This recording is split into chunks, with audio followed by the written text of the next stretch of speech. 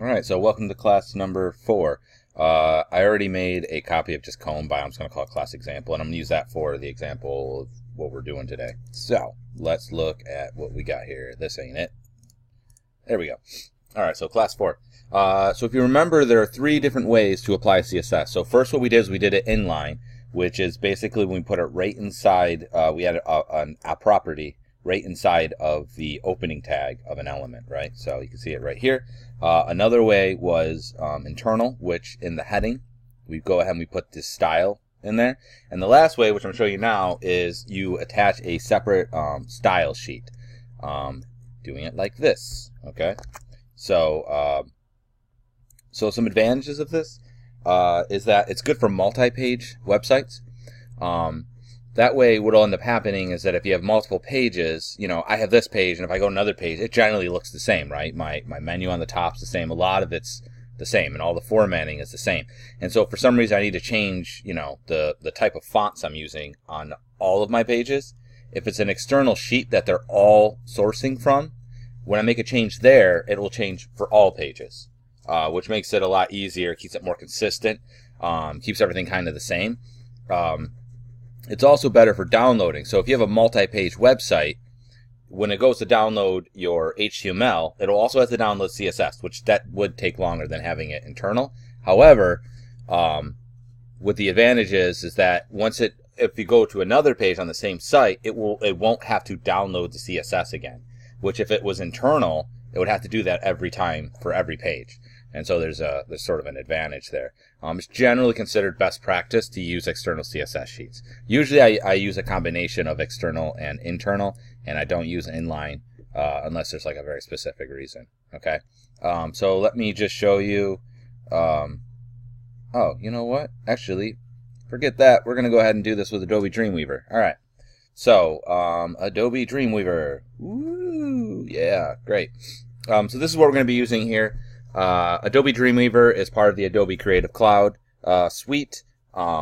Basically, I'm going to show you how to use it. It's just another way of writing code. You don't ever have to use this, although we will be using it in class. When you go home, you can just keep right on using what we've been using. All Dreamweaver is just another way to write web code, but it's made specifically for the web. The ones we've been using, those are all just generic, general programming text editors. Generally speaking, if I were you, what I would do is start it in Dreamweaver, and because I wouldn't want to buy it, when I go home, I would, you know, use your normal text editor. That way you can kind of get all the free stuff that it kind of helps you with, but you can write it by hand on your own. So I'm just going to show you Dreamweaver here. And it loads up generally really slow, so I'm going to pause it while it loads. That actually loaded up relatively fast, so now I look like an idiot. Okay, so we can go ahead and do. I'm just going to... So the first thing you want to do is make a site, okay? The reason why we do this... so you can just go ahead and create a new file, and you start making HTML, and that's fine. But another thing that you might want to do is do a site or manage site. In this case, we're going to do a new site, so I go Site, New Site.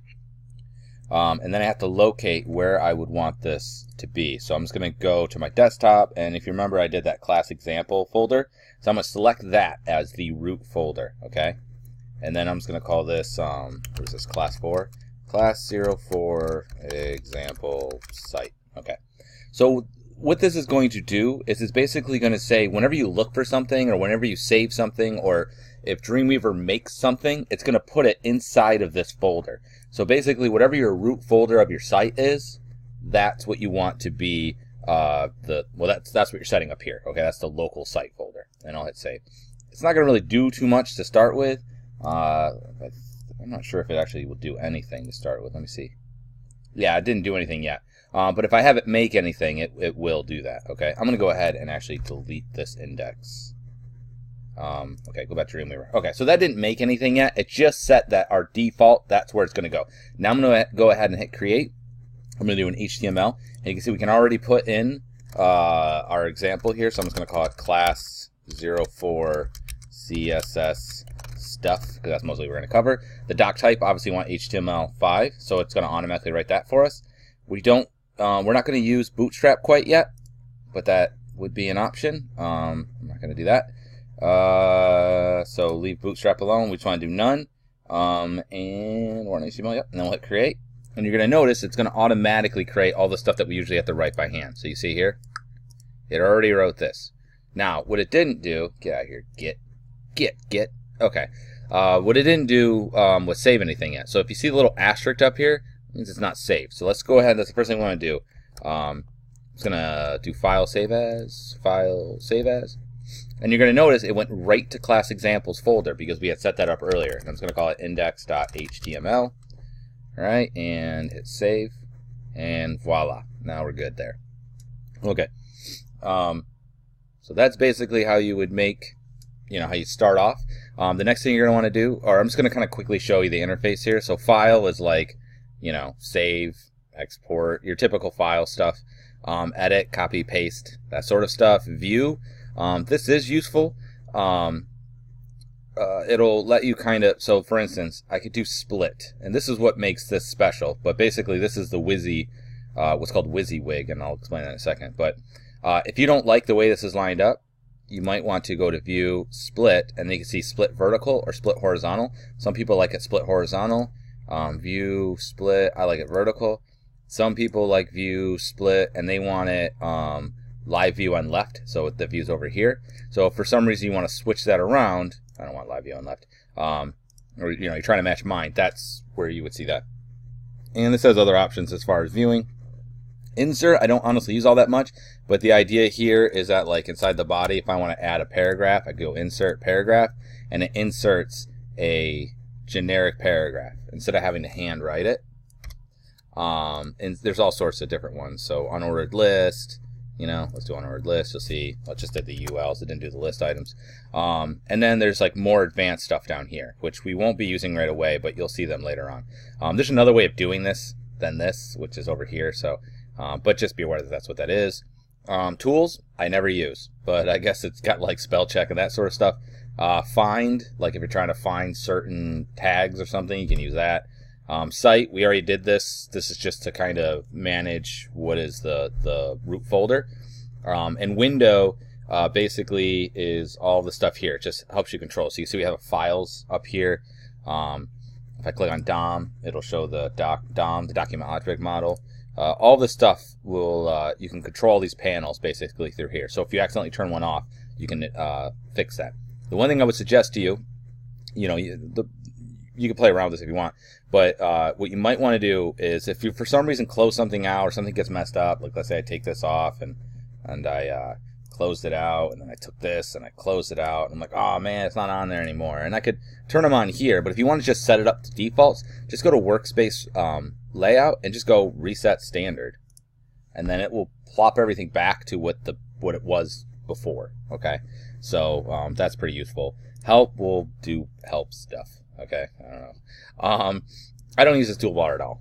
I don't really find it all that useful. It's just got, I don't know, like, oh good, that's where the file is. That doesn't really, I don't find much use for any of this over here. So I pretty much just do this.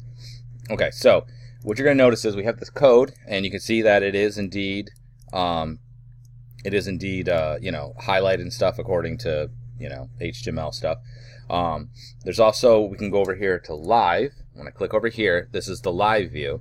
And so when I type something in here, H1, it'll automatically finish it, blah, right? And if I go to live, you can actually see it here. Split will do both.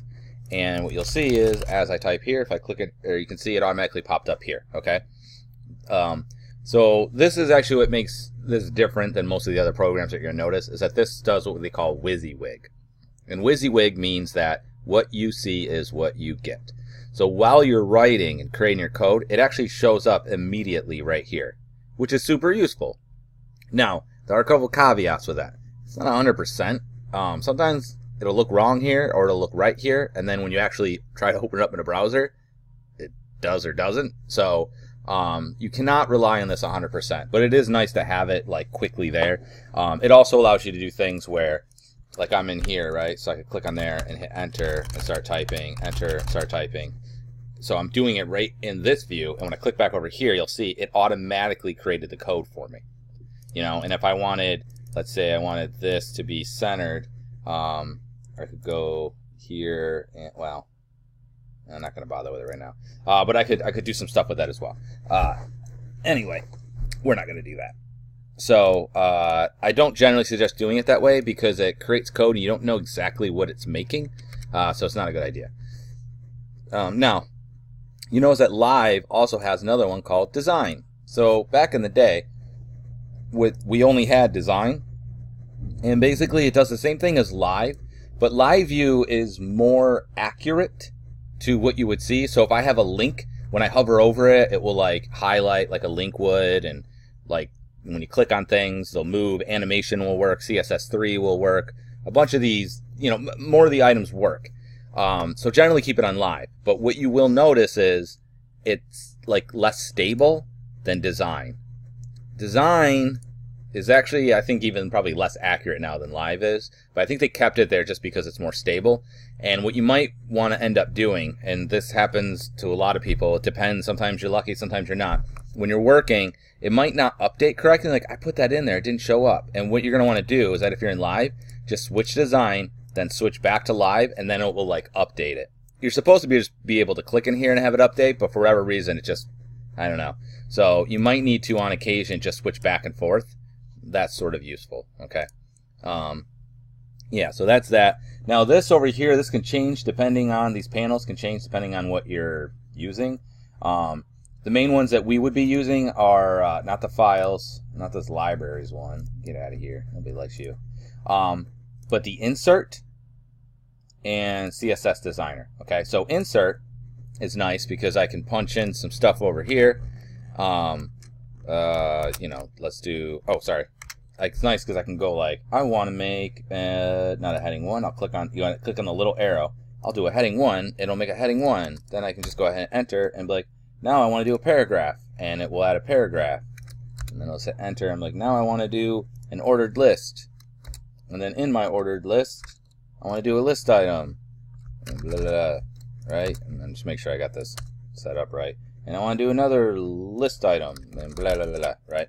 So it'll basically, it will, you can click on these instead of manually typing them in, which is kind of nice. We didn't cover these ones yet, but it works pretty well. So like hyperlinks, if you want to, you know, have your links and things. Yeah. So anyway, that's what the insert is. So that's pretty useful. I should leave this up here because it might be useful for us. Another thing that is helpful is the CSS Designer. So basically what that will allow me to do, and we can do it any number of ways. Sources. Let's see. So I could create a new CSS file, can attach existing CSS file, or I can define in page. So basically these two, if I have an existing CSS file, like a separate file, I can attach it, or I can create a new CSS file. What I'm going to do is define in page for right now, and then I'll show you how to do it, not in that way. Click define in page, and you can see it automatically put the style that we would have up here. All right, so now it will allow me to add more CSS in here, and then what I can do is in here I hit a little plus. So you select an item, see how it says this is an H1, this is a P, this is a list item, you know, and I click a little bit. Come on, there you go. Click a bit farther out, hit this little plus. I can add a class or ID to it, which is kind of neat. If I click over here, I can go ahead and I could just add a selector this way by hitting a plus. So I'll show you this. So I'm going to do a UL. I'm just going to do a generic one. So I'll just go ahead and hit the plus, and it's going to add a selector. Okay, so enter on that. Now I have the selector, and you can see it automatically did a body UL. Okay, so you just got to make sure you click on it over here, and then you click the plus to add a selector. Okay, and that's all the things that are selected. I select it here, and then we're not really going to need this quite yet. Most of this stuff down here. And then if I want to add stuff to this UL, I can add it over here. So let's do, oh yeah, I didn't really. So it has these properties. Now if I click show set, it's only going to show the ones that are already being defined. And you can see there's nothing in it, so there's nothing here. So make sure that's off. But this is for layout, text, border, background, and others, which doesn't look like there's much of anything else. So let's go to text, and I can change the color. So I'll click on this, and you can see I can choose a color. So I'll do like blue. Yep, and click off, and then you'll see over here, well, voila, it's, let's do Control Plus. See, you can see it's blue, okay? That's pretty neat. And I could add, you know, font family. I could click on this, and it's got these options, and I'll click, and it'll automatically put that on there. And if you look up here, what it is doing is it's actually adding these CSS properties for us, okay? The CSS rules, which is pretty awesome. So that's another thing you can do. Now, if I wanted to specifically grab, I want to apply to just this LI and not this one. So right now, if I were to go over here and hit plus, it's going to add an LI. But what happens is if I do something to that, it's going to do it to both of them, right? If I only wanted to apply to just this one, let's see, come on, there you go. Just this one, I hit the little plus, and then I can add a class or ID. So I would just say generally add classes for now. And I'll just call this like first item, okay? Select a source style, that's the embedded one. Select a media query, yeah, that's fine. And let's see, create a new media query. Why are you doing that? I don't really care about that. Yeah, that's fine. There it goes. I don't know why. Okay, I'm just going to enter. It automatically made a class. And you can see I can select it here. Now, whatever I do over here, I'm going to go to text, and I'll change the color again. I'll go to red. And when I click off, it'll become red. Now, the red is overriding the blue because list item and the class being first item, that's more specific than just the UL that's above it. All right? So, you might have to play around with it. I know it's probably a little bit confusing. We'll use it a little bit later, and it might make a little more sense to you. But that's basically the lump sum of that. Okay? So I can grab anything from over here, or you do it over here, and then I can just add a selector. Now, right now, it's doing it all to this inline sheet, right? This embedded one, not inline, sorry. This internal CSS sheet. I'm going to show you a little bit how to do an external one, but that's basically what it's doing right now, okay? All right, so,